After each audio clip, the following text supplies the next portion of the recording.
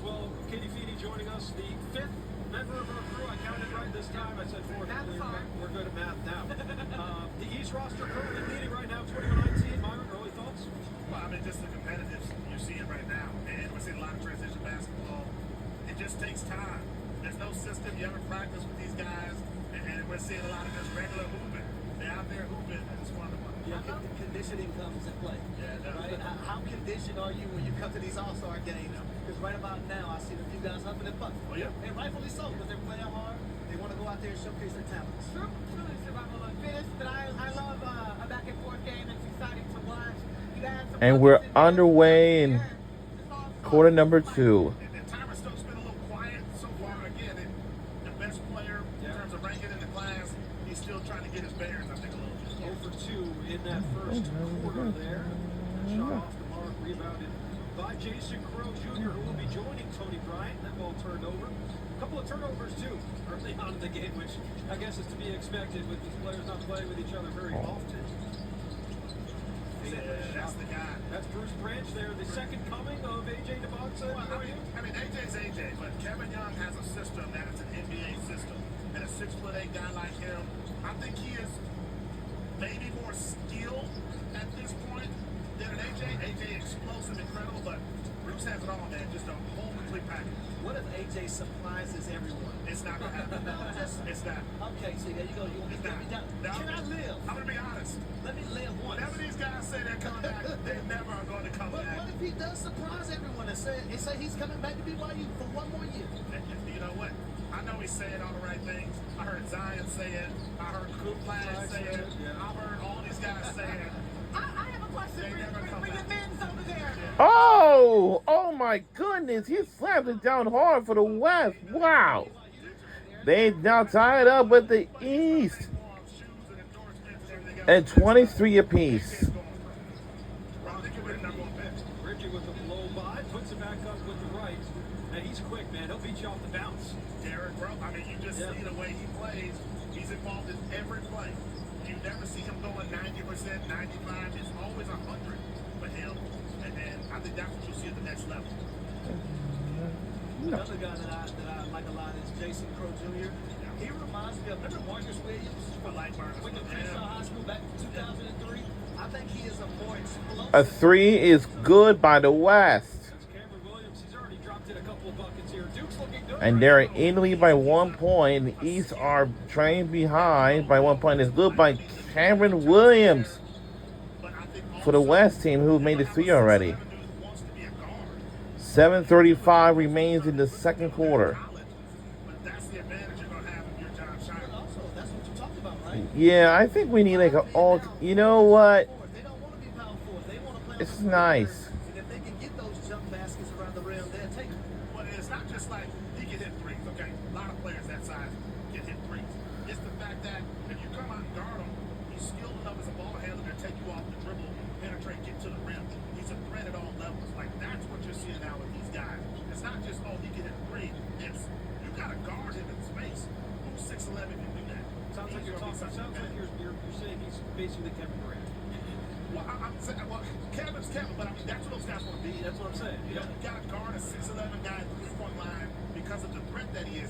That wasn't the case 20 years ago. Right. Just want to take a little moment to salute Jordan Smith. He was talking to me earlier about his love with special education, and he's going to college to major in special ed because his father works with special ed kids, and just pouring into the community is something he absolutely adores. All right, I think you said something when we did the girls broadcast. So many of these athletes are using NIL money to create foundations, partnerships, businesses to give back. I don't think we talk enough about that. Yeah. Whenever you can have a heart of generosity. Then tomorrow we'll be watching the broadcast of the girls basketball, by the way. Knowing that your legacy is going to be bigger than basketball. And the fact that Jordan knew that now, and with 17, 18 years old, and the way he wants to give back, that's notable. So when he does go to college and into the pros, you'll see the direct funnel of where his NIL. We got to tell more of those stories. A.J. DeBonsa raised millions for Hurricane Relief in Jamaica through his foundation. I mean, it's just amazing the opportunities these young men have had, these young women have had to make an impact. I think it's a great point, HD, because like a lot of the narrative out there was, oh, these young kids are getting so much money and they're all millionaires now, which by the way is not true.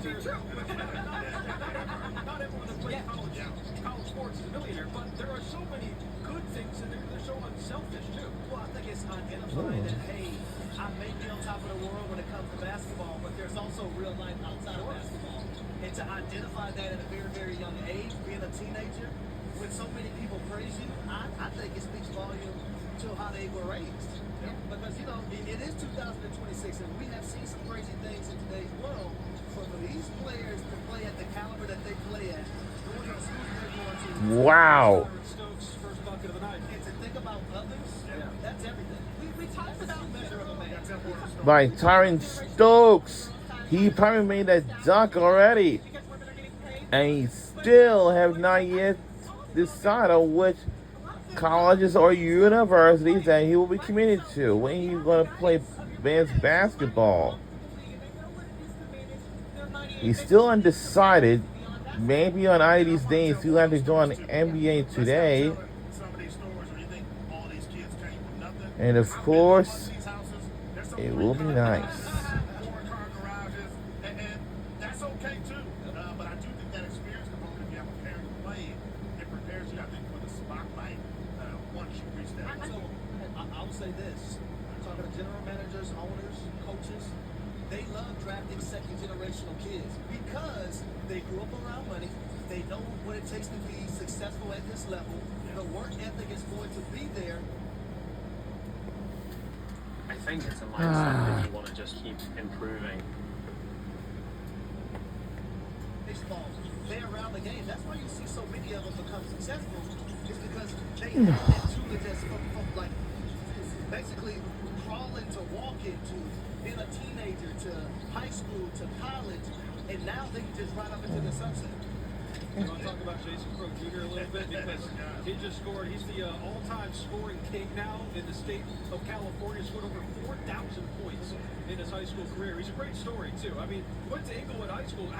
He could have gone to these prolific preps and all these other schools. He stayed local. And you don't see that anymore. There's no continuity at the high school level. But I feel like there are some schools where there's a pride in staying there. And him going home to Crenshaw, that's going to last the rest of his life. That's what he decided. Well, also, you know, one of his mentors, Paul J.C. Crowd Jr. has committed to Missouri already. Inglewood, and he can lean on him for advice when it comes to any and everything about the game of basketball and also just life in general too. He averaged 44 points a game. Averaged 44 points a game as a senior this year. He's going to be a problem. There's some Tony Bryant. And he's a lefty too. Love a lefty, but shout out to the fellow lefties out there. Jordan Smith got fouled on the way out the shoot too. 5:15 remains in the second quarter. Notre Dame guards. Already know. Crazy. Already know it. Williams credited with the foul there as Jordan Smith Jr. heads to the free throw line. Yeah. We've already seen a couple of Duke stars here make their impact, whether it be Williams or Darren Rippey Jr. For the Duke fans who may be watching our stream, I don't know that they've recovered necessarily from this past How weekend. could you heart Gray? But if there's any solace looking at what they're maybe getting next year, it helps. I don't think that's Sam, they're not That's not gonna do it. Sam, they're not there yet. They're not there yet. They've won so much. They're good. They are not ready to talk about next year. Still digesting what just happened, but definitely some talented players coming for Dennis Shine next season. Let me ask you this, because just as a human being, watching Cameron Boozer, watching Kate in that locker room and their demeanor, did you feel it in your soul though? Did you feel for those young men? I'm just saying, not coming up big in that moment, because the game means so much to them, and people talk about the NIL and the money that they make, but they don't talk about how much these kids actually do love the game. Oh, yeah. And when you lose one like that, gotta live with you that. see that heartbreak in the locker room. That's what March Madness is all about. It's the best moments of the best moments, the worst moments of the worst moments. I'm looking at the other side, the Duke women. Ashton Jackson, that 2-0-3 at the very end after missing 2 free throws and ended up beating LSU to get to the Elite Eight. Now, it didn't go in their favor. Like, before Duke had Elite Eight this year. But March Madness showcases the best and the worst of everything. Yeah, I've been in a lot of those locker rooms after losses, and you see a lot of people crying, sobbing. It's a really difficult moment. We get caught up in the money. I don't think these young people are using the money the way we think that they do. Like maybe there's a car or something else, but it's not like they're thinking about it constantly. They want to be great players, and when you fall short like that, that's just a devastating Well, you know, moment. basketball is a vehicle, right? We talk about NIL. They don't think of NIL if you didn't play basketball. And I don't think that when they pick up a ball at 3 and 4 years old, that they're thinking, oh, this is the career of it all. They're thinking, oh, this is the love of the game. And again, I hate to keep going back to TK. Actually, I don't hate it. But the fact that he said, when I asked him all these super media questions, he was like, man, I just play with joy. And when you return to the joy of it all, that's something that Nick Shaper told his Texas team as they're going through. Corey Close as well. You know, I'm always going to relate it back to women. But when you play with joy, it hits different. Whether that's good emotions or bad emotions, you feel it. You can feel it. It's electricity that going through their veins as they step out on the field. I mean, $1 million does add to the joy. That's joy and peace. You know what I Okay? mean? That adds a joy little and bit to very the joy, but But it's that appreciation. Listening to Cameron talk about Caleb Foster fighting through an injury and having surgery and coming back and playing. You know, that's why it hurts so much because your brother is right there with you and he's trying to, you know, get the ultimate goal and win a championship. Speaking of brothers, we got one Darius here. I mean, you want to stand up again because you stood up last time, so I feel like you got to stand up at the end. We'll wait for it. We'll wait for it. What are you coming in at these days, HD? What are you coming in at? Sam, 6'1". 6'1 and a half. Okay, I'm sorry. Darius Ratliff is 7 feet tall and he joins us now. Darius, appreciate you taking the time, man. What's this week been like for you? I mean, it's a great experience. I mean, I feel like I had like the time of a lifetime, like in my life. Like I never did nothing like this before. I'm never gonna do something like this again. So just cherish every moment and just take advantage of it. How was this the expectation? Right? We had your pops right here talking about how athletic of a family you are, but here you are adding to the puzzle pieces of it. Is this the standard for the family? Could you repeat that, please? It is lit in here, okay. Is this McDonald's All-American Game the standard for your family? For my family, I mean, definitely. I mean, like my dad wasn't, like how you say, he wasn't as good as me growing up. So I feel like me being able to take advantage of what he had when he actually became good and became a pro. So just me and my brother and me, we came in here and we want to make a statement and just keep living on the family Ratliff name. What is that statement? We here. I mean, we're trying to build a legacy. I mean, we all 6'5" and up, whether it's a girl, boy. I mean, Just so tall. it's crazy. So just keep building my family legacy and making a name for myself too. I know people hate to see y'all in the Saturday morning pickup games. They can see the kneecap. Sisters included. But people hear twins, and they assume you and your brother are the same kind of player. How different are you two? I mean, I feel like I showed it a little bit in this game so far. I mean, I could be better, but I like to bang more, rebound, get on the glass, get more inside, outside game.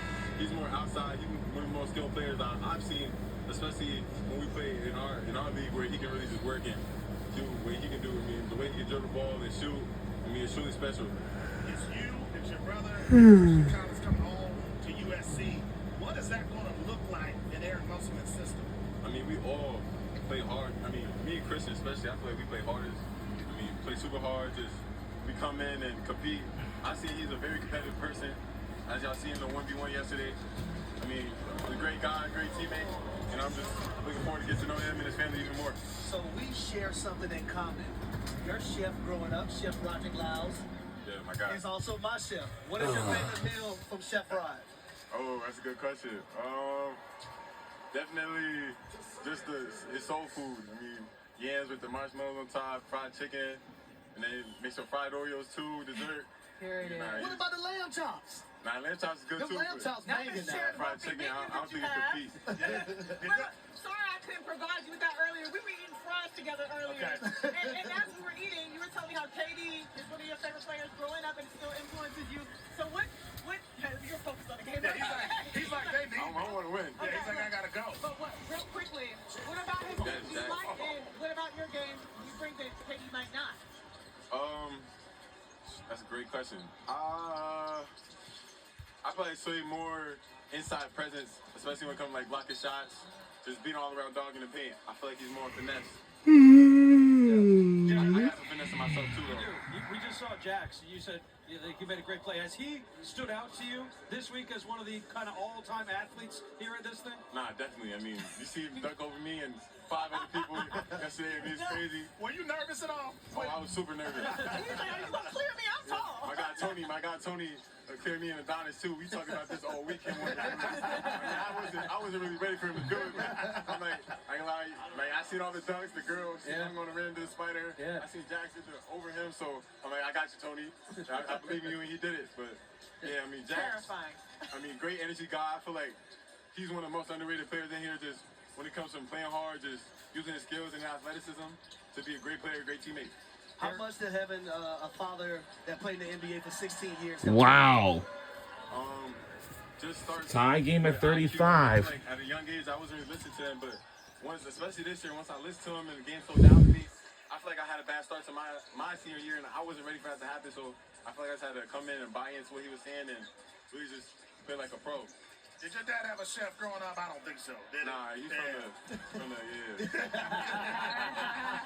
Hey, Darius. You get out the mud for sure. Hey, it's a tie ball game right now, 35 all. I want to get you back to the bench, man, because your team needs you. So I appreciate you, man. Yeah. Yeah. Thank you, We darling. can't cost them the game. No, Sam. no, We can't cost that's what them I'm the saying. We've been lucky though. We've had a good track Yeah, record with a good luck charm. Now, With a good luck now charm. notice how HD did not stand up there. No, he didn't. You know, Yeah, well, you yeah, don't yeah. wanna stand up and it would be like Mr. Kelly.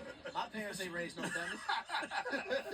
He's the proud family wizard. Kelly out there. I love the way he talked about him and his brother being different. Like, you Yeah. assume same household, Right. same family, completely different players when you watch them on film. And I think people are going to be surprised by that. Adonis is finesse. Adonis is KD-like. And his brother feels way more comfortable as a threat in the paint. I want to add one more player to the USC Trojans, though. Timeout West. Elijah. Yes. So he's also going to Yeah. be there as well. So that's going to be a pretty solid team for 2026, 2027. And we never saw Arenas. He had a lot of things that he had to deal with, the injury, coming off that car crash. Like, we're going to see the real him, I feel like, next season when he has a chance. So are you putting the same amount of pressure on Yeah, Musselman yeah, as yeah. Gottlieb? You talking about Musselman too? Right, I'll call him out. Nope. You're not calling him out. Muss? Nope. That's unfair. That feels wrong. That's my guy. Okay. Lindsey Gottlieb Wait. McGraw. That's you and Lindsey. My guy. Hey, you know so how that's they what say it it is. Hey, we pick and I choose see in this how it world. is. I see We how pick it and is. choose in the world. I see how it We is. see. Bias Picking and theory over choosing. here. Don't worry, choose ourselves. Muss is he's in the clear in Harry Douglas's mind. He's got a lifetime contract there at USC. That's the other part of this too. We're seeing Jeffrey Kaufman here on our broadcast. There's so many great stories. Like Kaufman has been at the helm for over 20 years at Coronado High School in Nevada. He's won like 500 games. These coaches and Roy Sanchez on the other side is another great story. 33 years old, he took over as the El Dorado head coach in New Mexico. Maybe nobody more deserving of. He's also won over 500 games. These coaches are selected by the McDonald's All-American Committee to coach in these games, and there are so many great stories. These two coaches very deserving. Can I This is say very I'm good glad all-cast to that watch here on individuals YouTube. I like thought it was that going to be on the ESPN app, but necessarily go well, now we know it's on Right, route YouTube these now. Monster institutions that have a lot of talent. I love seeing guys like that who've been in the game a long time. Yeah, McDonald's is real. Where? To coach these teams. I'm about to do that. But Right? When McDonald's, you look at the this entire reminds me of a girls and trip boys to side, me they're that. stacked full of winners. You know, I They really play had for it like who multiple won, times. they I each mean, have 500. yeah. The Roy Sanchez story, I'll just tell it quickly. Yeah. He got the email from McDonald's All-American Committee Thought it was saying that he got the head coaching job, and he thought it was spam. So he asked his wife, and his wife said, "Don't open it. It's a phishing email. Yes. It's spam." Even his wife was like, "No, that ain't it. That can't be it. But Oh my God. Your wife telling you that's out of your Oh my league. God. That's out of your league, honey. Wait, so how do you finally answer Well, according to him, he opened the email, and once he saw the official letterhead, He got it. So he got it. there's another component to it. Yeah. We're not listening to wives nowadays. Harry said that. I didn't say that. Harry's not listening to wives. Clearly, Coach didn't listen to his wife. That's what I'm talking about. We to him real quick. I just want to let you know the adjustment was It's made. really, really nice. He said, I'm not getting in trouble. Hard foul And this there, place is 37-35. kind of pretty packed, but yeah. A minute 52 left. All right, we got a commercial here on the floor. In the meantime, we'll step aside. Katie Feeney caught up with Jason Crow Jr., the other product heading to Missouri. I'm here with Jason Crow Jr. This is one of the last things you will do before you go into college. So what do you want to feel tonight?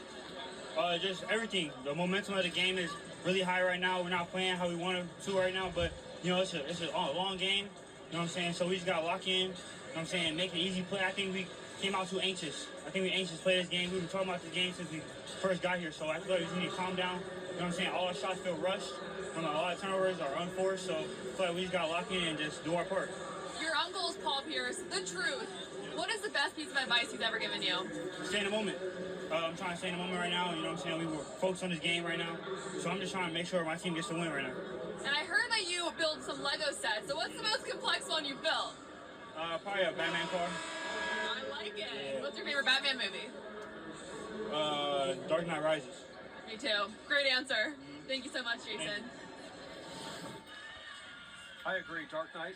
Favorite Batman movie, or you disagree? Greatest movie of all time. Welcome back to the Desert Diamond Arena in Glendale, Arizona, and we're under 2 minutes left to go in the second quarter before we go into intermission very shortly.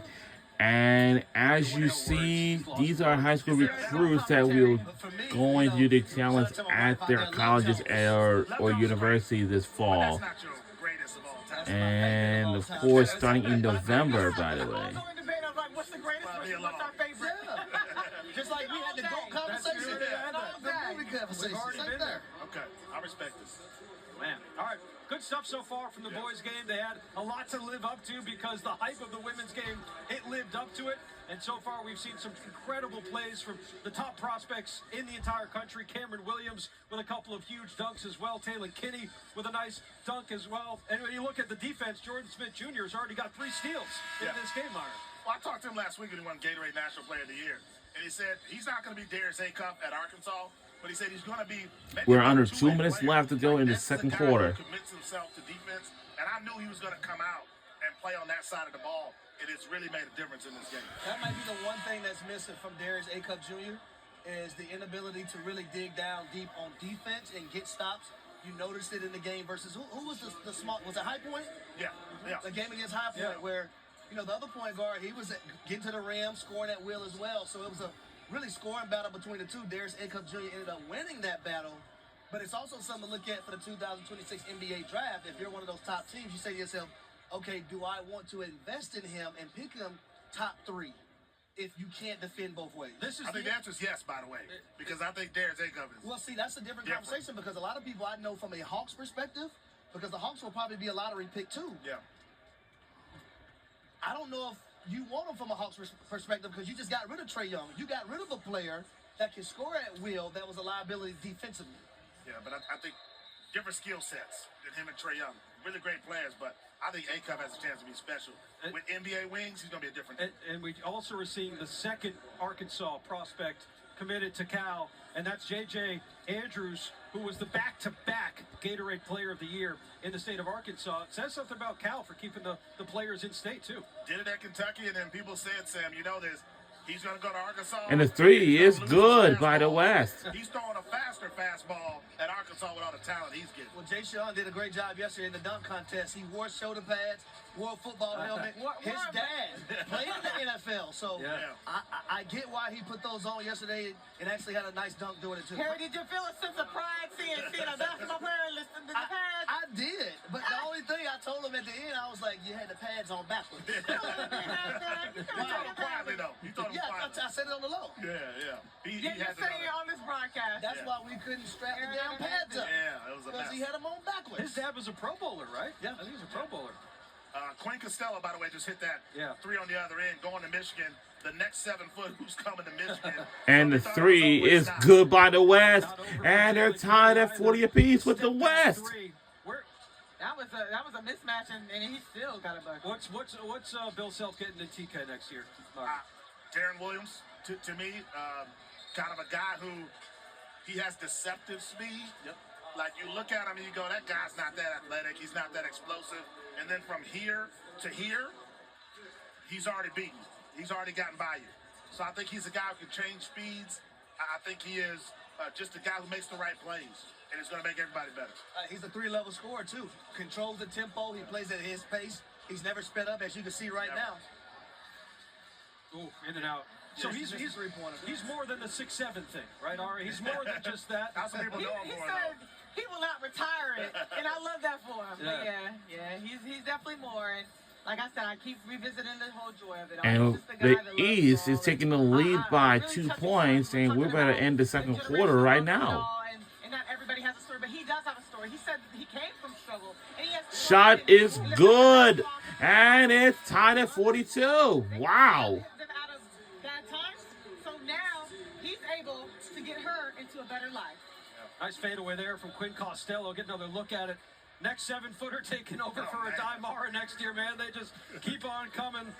He wasn't even on anyone's national radar like a year or so ago. And there he is, ending the McDonald's All-American halftime there with a bucket to tie it up 42-all. Big Ten got to be furious. Like another Michigan 7-footer. Yeah. Hey, shout out to the job Dusty May's doing. Yeah. From a recruiting standpoint, also from a coaching standpoint, has a team in the Final Four with an opportunity to go try to win a national championship. And it's not a traditional team. 6'9", 7'3", Adai Mara, Morris Johnson, Yax Lindenborg. That's not supposed to work at this level, but it does because of Dusty May's system. HC, real quick, who's winning the national championship on the men's side this year? I'm going with Arizona. 5 guys average 10 or more points. You have 2 averaging 9 coming off the bench. Yeah. They're just well-rounded, and they have that 3-headed monster when you look at Burries, Bradbury, and then Pete. When you have 3 guys that can give their all on both ends of the court. When I was watching that game the other day and they were down big, for them to still win by double digits says that, hey, when they turn it on, they're unstoppable.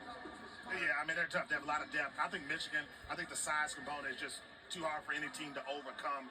You don't have any team in the field that can guard 3 guys that big. I hate that I'm having this take because I'm still heartbroken over Duke. My dad did go to Duke, so I have some allegiance right there. But it would be so serendipitous and poetic if Connecticut got both sides. That's what I like to hear, Ari. Alums, That's what I like to agree hear. with me. Yeah. Sam? Not an alum, but grew up in Connecticut. Oh, dang it. Yeah. I just thought, Grew up in Connecticut. just when you think you know your friend. Well, listen, I grew up going to watch Dan Orlovsky slinging around the ballpark. So I was born and raised a UConn fan. However, don't think they're going to win the national championship. That's fine. I can't bet against her. Let me stay on the women's side. Yeah. I'm just over here saying I like this because it can happen. It can happen. When you look at their back-to-back national championship teams in 23 and 24, there was one common thread, and that was multiple big men that they threw out there. And they don't have that this year. They do have a Terrence Reed, but when you have a Klingon and a Sanogo out there, or a Klingon and then a Samson Johnson, like there was always a 1-2 punch.